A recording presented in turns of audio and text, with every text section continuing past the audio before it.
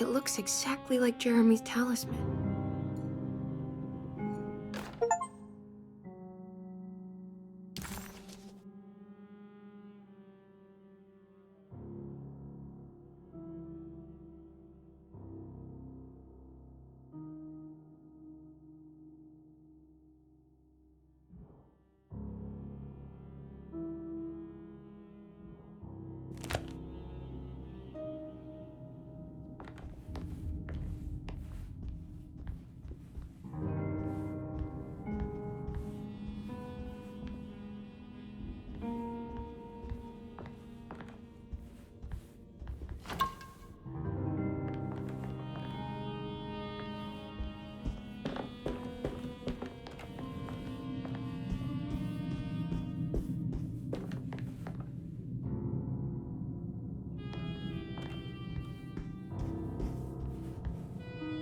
I think it's meant to hold the talisman.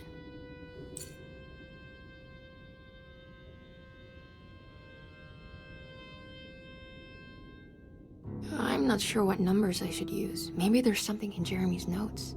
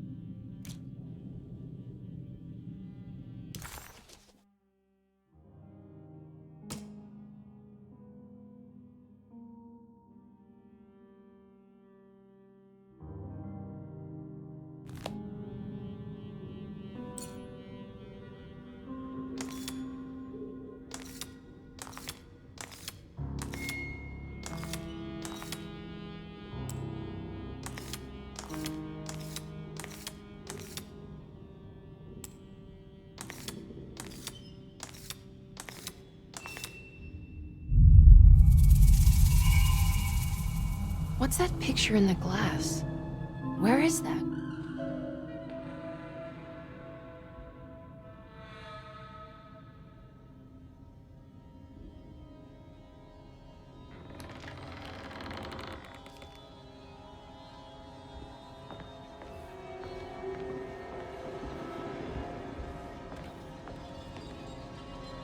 Good to see you again, Miss Hartwood. Mrs. Thompson told me you were here. She also alerted me that you brought a detective with you. I'm very curious to hear what this is all about.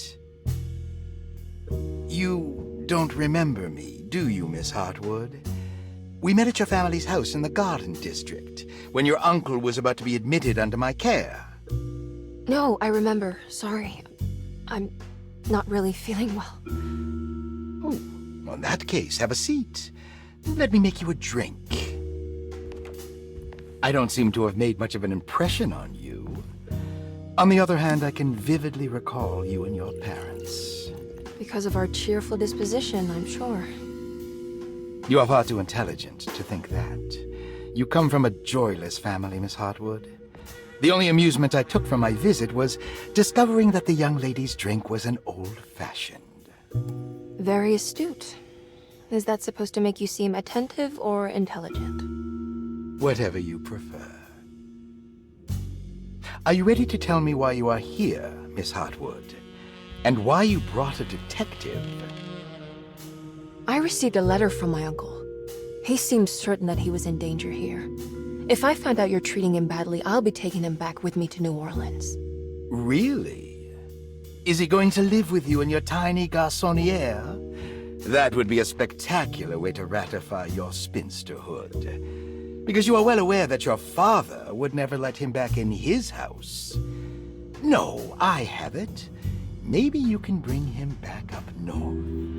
You've been wanting to move back for quite a few years, haven't you? You always preferred your mother's side of the family.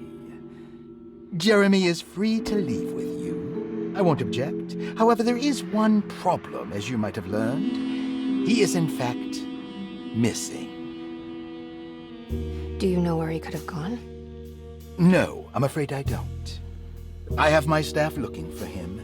I'm sure he will show up eventually, especially if he learns that you are here. He is quite fond of you. What can you tell me about his condition? I never heard a proper diagnosis. What is your medical opinion of him? Well, let me think. He is an anxious man, depressed, even. He suffers from a perceived lack of order in his inner and outer life.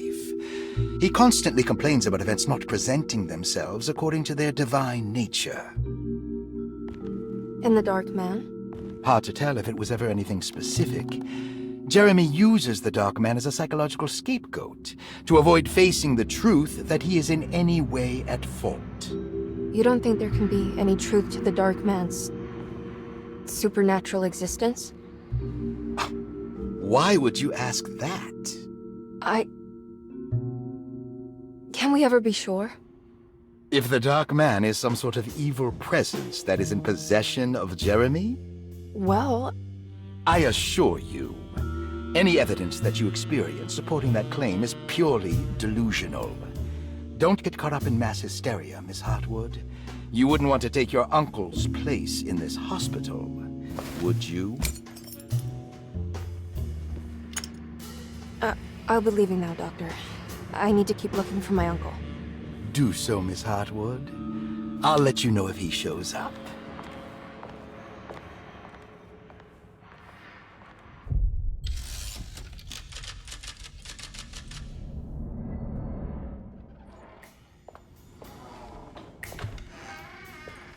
Detective Carnby! God, I'm glad to see you. I was afraid you had left. Me? You're the one who just disappeared. It's hard to explain. I think I blacked out. It was like I went somewhere else. It's okay, miss. You're clearly upset. No, I don't know what's happening. This is a very stressful situation for you, I understand. Ugh, no, you don't understand. Just take a deep breath. Why don't you sit down, smoke some of the Perique? If you want, I could even drive you back to New Orleans. I just want to have a talk with Dr. Gray first. I want to stay. I found a talisman just like the one in the painting. I think I might be able to figure out where Tarawea is, where Jeremy wanted to go. That's great. Just stay out of trouble, okay? Let me handle the investigation. I'm not crazy, Detective. Not yet. Okay, catch you later.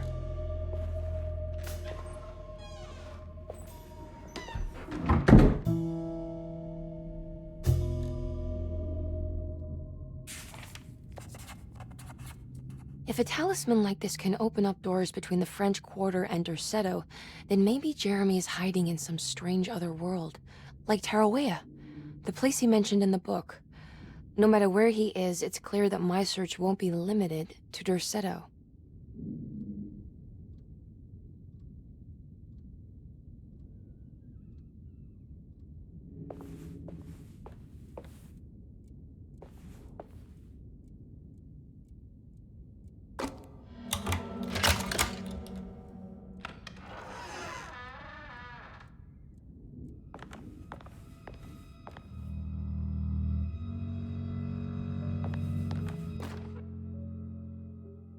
Paul, you're right about the plates on the boiler and the clock. They have been sabotaged, and I think I know who did it. They have something to do with Jeremy's episodes and how he seems to disappear at night. Right now, it's important that you keep an eye out for any of the pieces. I want to find out if I can repair the plates. Let me know if you find any of them. Lottie. Tell Lottie to take a look at the well in the kitchen garden.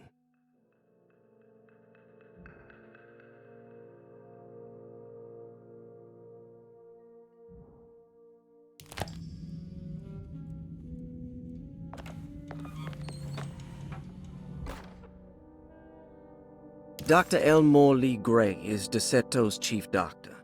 Accounting and all administrative work is handled by me, Paul Waits. Magdalena Thompson, or Mags, is responsible for the household. Jean-Baptiste and Charlotte Tabois are responsible for keeping the guests' medical regimens in check. Finally, Jack Chance is our gardener, who can occasionally be seen in the conservatory, but is for the most part busy outside. There are currently 6 guests at Derceto. Malcolm McCarthy and Ruth Tallant reside on the first floor. Jeremy Hartwood, Elisabetta Perosi, Grace Saunders, and of course Cassandra Beauregard live on the second floor.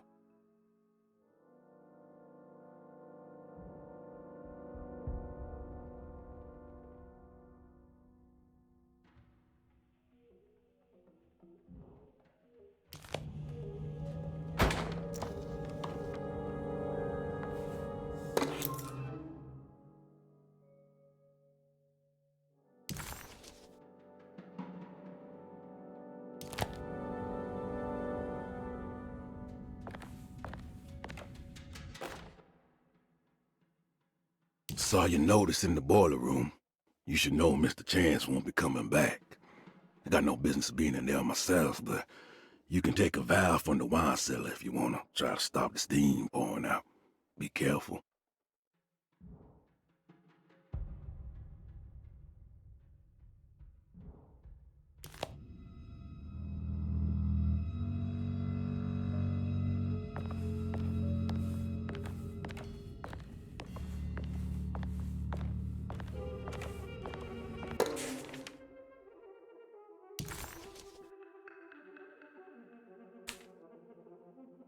Cassandra Beauregard, the beloved author. Very exciting, isn't it? What do you want to put down for reason for admission? What her agent told us. Cassandra suffers from writer's block and needs to finish her moving picture script before the end of June. Mr. Chardot suggests Cassandra's heavy use of barbiturates is holding her back and risks ruining her career. And how should we summarize her personal history? Let's keep it short. Cassandra Beauregard is a beloved crime author who managed to pull herself out of poverty and into stardom. 5 years ago, she tried killing herself by jumping off a balcony. The incident left her a cripple, and now relies heavily on her wheelchair. And for diagnostic impressions? Cassandra suffers chronic back pain following her suicide attempt. She self-administers morphine to keep herself ambulant, but has become addicted, and the desired effect is now lost. The drug abuse clouds her mind, and she is unable to focus on real life. To save herself from this insight, she instead makes up stories to fill out the gaps in her own thought process, resembling the Korsakoff syndrome. Oh, bravo, Doctor. How will you treat her? First of all, she needs to be weaned from her drug addiction, and hopefully it will resolve her compulsive lying. Then look into permanently numbing her pain in her back through surgery. Finally, deal with her suicidal thoughts. Fantastic. With such a short time before June, I really hope she gets better soon. We will do what we can. Grace Saunders, 11 years old. Reason for admission? The mother insists on strict supervision by a proper gentleman to avoid further perversion of Grace's adolescence. Personal history? Grace's family possesses modest wealth and status. Her childhood seems ordinary, spending most of her time with private teachers and family friends. Grace's father recently passed away, leaving her mother the sole caregiver. And diagnostic impressions? Grace has trouble dealing with her father's death. She is willingly suppressing her feelings on the matter and isn't properly acknowledging the trauma she suffered. Any planned treatment? Grace needs nothing out of the ordinary. She simply needs parental guidance. Eventually, we can work on her feelings toward her father. Thank you, Doctor. I'll finish the paperwork and get her installed. Malcolm McCarthy, 54 years of age. Reason for admission? McCarthy admitted himself to Derceto, stating simply that he needs some damn rest. And personal history? McCarthy claims he used to work as a lawyer in Baton Rouge, but says he can't go into details because of some legal dispute. His background remains largely a mystery, except for the occasional clue that he drops in conversation. Huh. And diagnostic impressions? McCarthy is an anxious man and an alcoholic. He often tells half-truths due to some deep-seated inability to trust other people. And how will you treat that? McCarthy will take some time to open up. Spending time with Jack's dog or the child should be good for him. Their harmless nature will help build his sense of trust. Thank you, Doctor.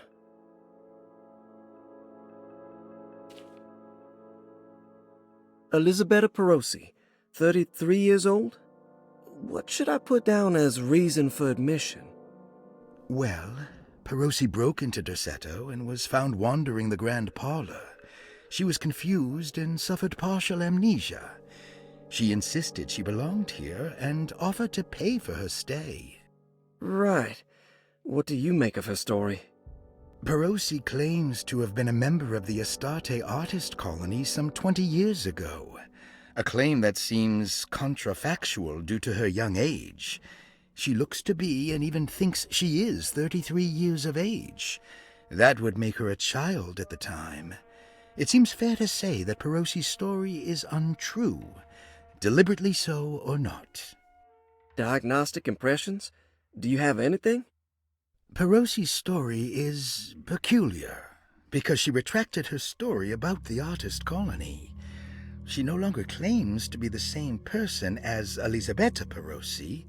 However, my staff's research has confirmed there was a Perosi at that time who was in her early 30s. I suppose this case will take some time to investigate. How will you go about it? I wanted to contact the real Perosi, but it seems the whole colony disappeared one night, September 29th, 1915, during a hurricane. I will have to take it slow and figure out what this spell of impersonation could have been. Oh, I'm sure it will all clear up eventually. Thank you, Doctor. Ruth Talon, 29 years of age. Reason for admission? Ruth's father wishes that his daughter be removed from New Orleans nightlife for the foreseeable future. He fears that her overly free spirit is tarnishing the family's reputation. Sounds simple enough. Personal history? Ruth comes from considerable wealth. Her family owns several hotels and restaurants. Unlike the rest of the family, her sense of adventure has taken her around the world, including France during the Great War as a photojournalist. The last decade, she has provoked many rumors of being a debauched flapper, bordering on nymphomania. And diagnostic impressions? Despite her father's frivolous reasons for her to be admitted, Ruth does seem to provide an interesting case. She is refreshingly open and doesn't shy away from talking about her life during the war or her continuous celebration after returning to the States. She is admittedly a sexual deviant and feels no remorse. And her treatment plan? Simply staying at Derceto should do wonders for Ruth. If not, at least for her family's reputation. Ruth doesn't need to change, but with therapy I might be able to share with her some sympathy towards her family. I doubt she will settle down and become as dull as the rest of them, but at least she might try to be more discreet in the future.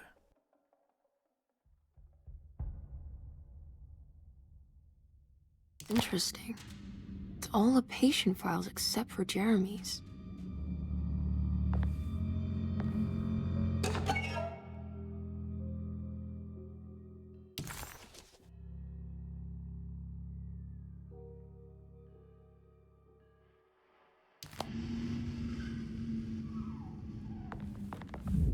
Looks sturdy. Doubt I'll be opening this.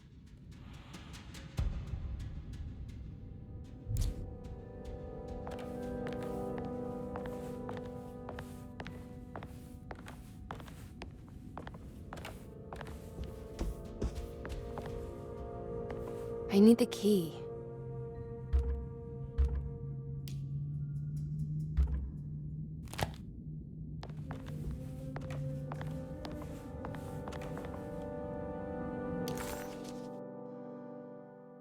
Despite making a fool of herself in front of Dr. Gray and Detective Conby, Emily felt surprisingly invigorated.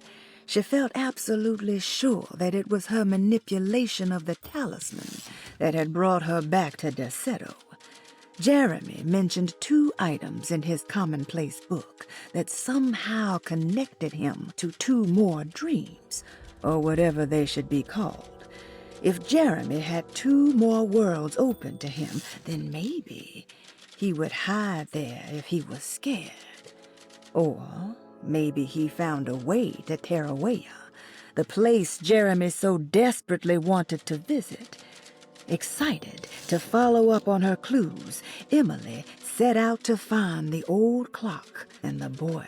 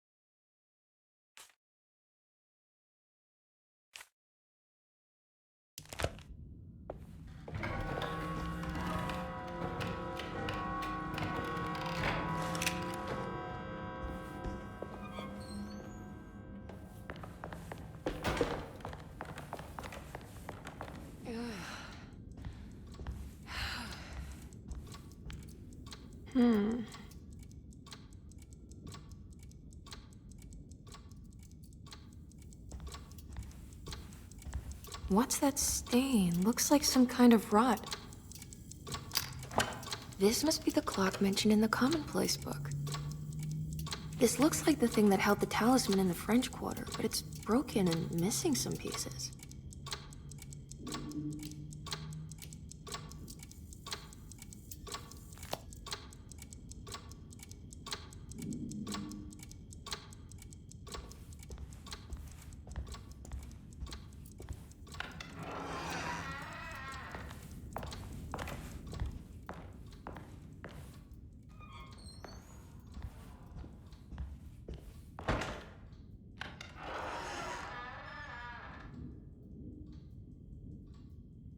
Jeremy's room. All back to normal.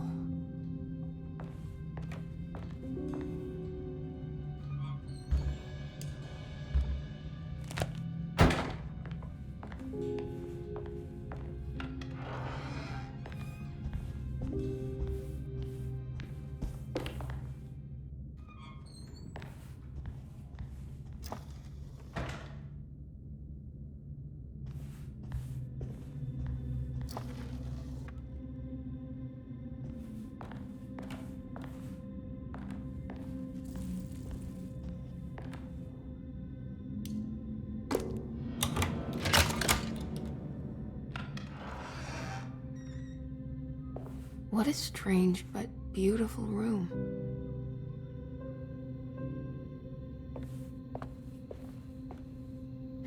Are these zodiac signs?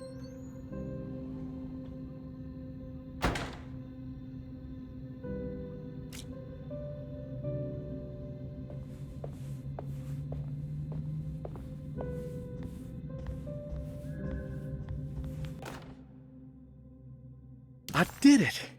I crossed the thresholds to my intended destination without a focusing device. My talisman now knows these roads, and I have no need for the plates. I can find my way to Lafayette as easy as I find my own room. I visited the grave of my father and seen the oven waiting for me. Thank you for opening these doors. I now must summon my courage and go back to that hateful mound outside the oil rig. I hope you'll be feeling better when I return. Jeremy.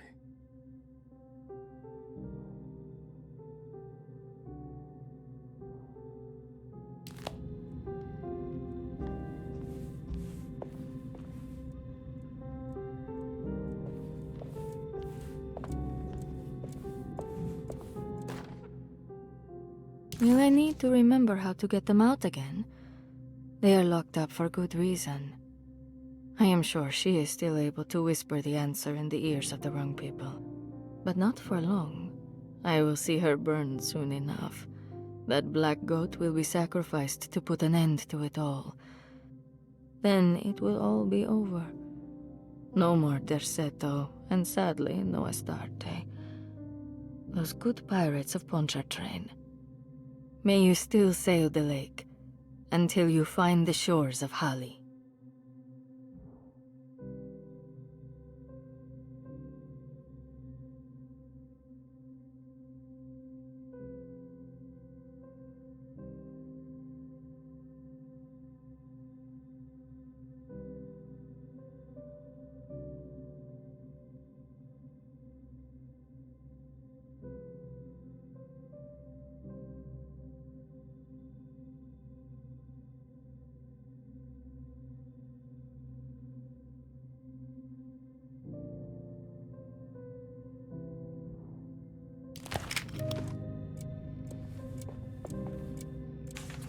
The Astarte artist colony, I'm pretty sure they had a Mardi Gras crew called the Pirates of Pontchartrain when I was a child.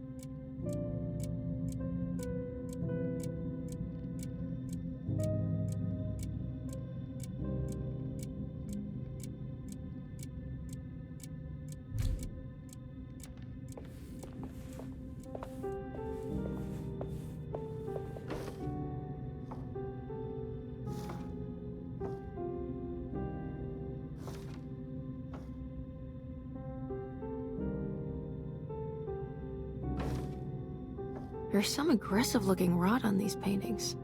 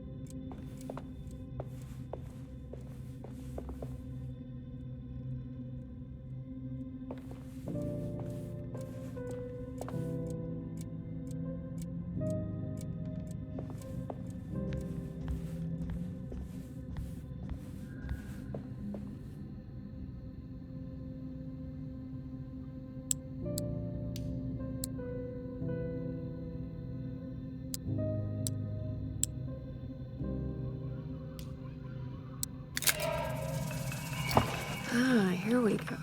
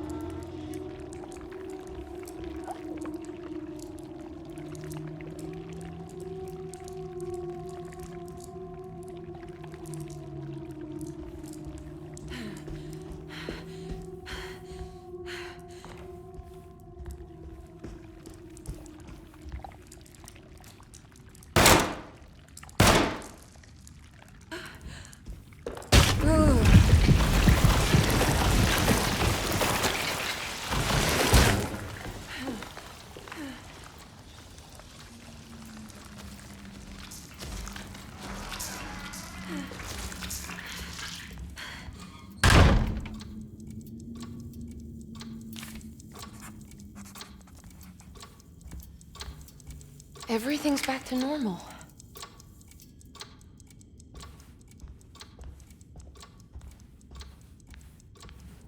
I need the key.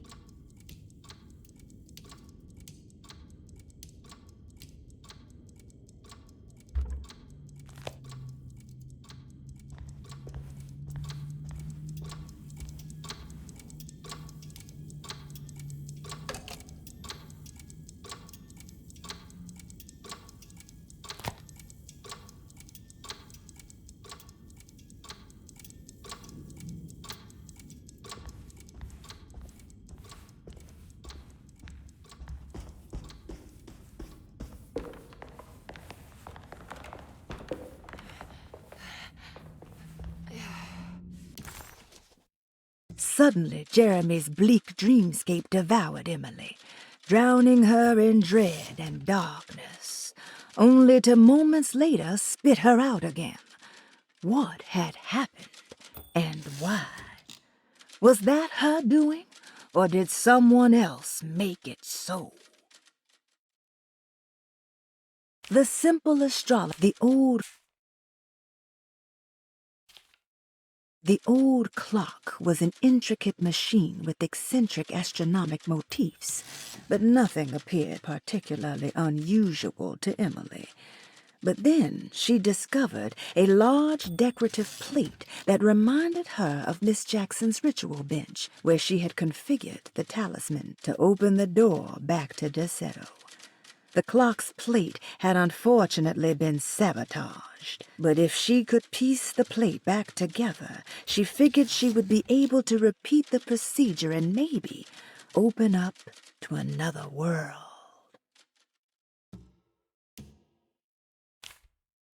The simple astrology cipher was a favorite among the artists who lived in the house 20 years ago.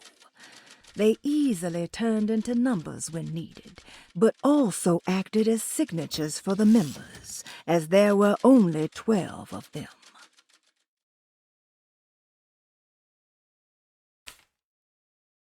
Suddenly, Jeremy's bleak dreamscape devoured Emily, drowning her in dread and darkness, only to moments later spit her out again.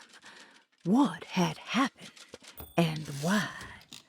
Was that her doing, or did someone else make it so?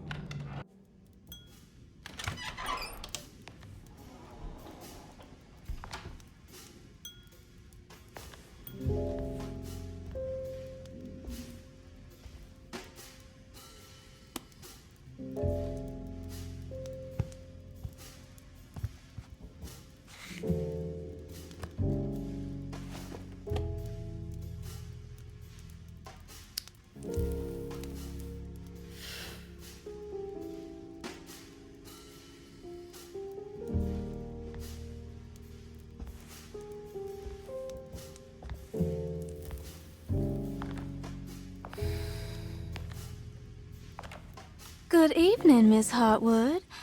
That is your name, isn't it? I would be terribly embarrassed if it wasn't. You're right.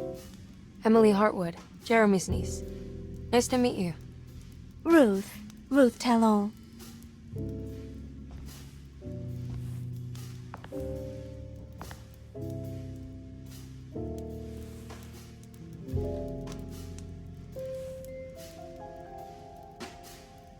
Is that Perique you're smoking? How terribly quaint. Maybe so, but I like it. Would you care to share some? That smell is making me feel very nostalgic.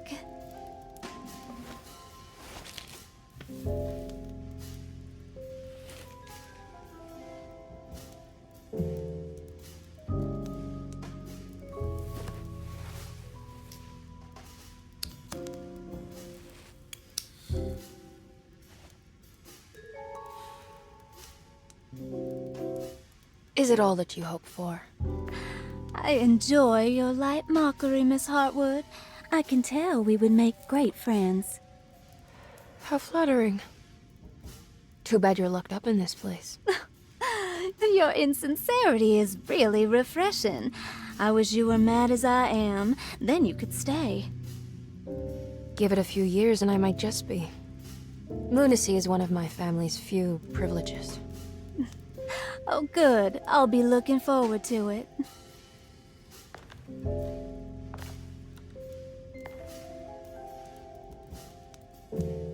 You don't know anything about what happened to Jeremy, do you? Everyone here is really strange, and it's hard to know what to make of anything you hear. Occasionally, it sounds quite exciting, though. Good versus evil and all that. I'm sorry, but I don't think I have anything useful to share. It doesn't matter. Thank you for the much-needed break. Bon voyage.